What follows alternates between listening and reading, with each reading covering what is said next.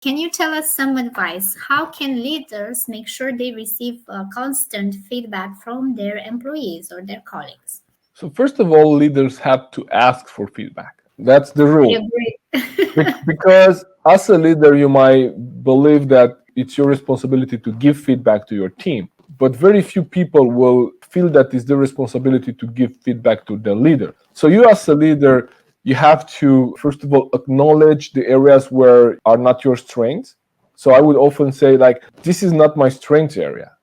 Help me understand here what I could do better. Like, how can I support you better in this area? And by starting with that statement, help me understand, and saying that this is not my strength area, I'm kind of acknowledging that I don't have all the answers. So then I kind of open up for that kind of feedback. Secondly, when you get feedback, answer with curiosity. So ask some contextual question and say, what do you mean by that? What makes you say that? Can you give me an example when that happened? Can you give me some context on your feedback? Because usually feedback is, this is one of the most kind of generic type of feedback. Madalina, I think you should be more proactive.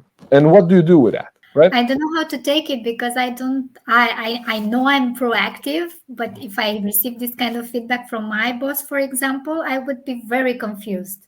Exactly. I am proactive and you're saying I should be more proactive. Oh my God, what's that?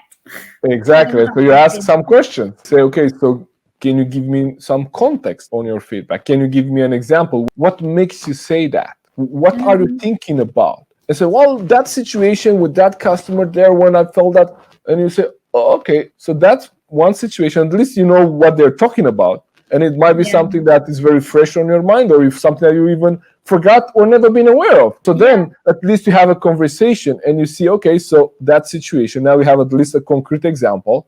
Okay, so help me understand, what did you see in that situation that I didn't see? Can you share with me your perspective? That's when we use the diversity on our teams, right?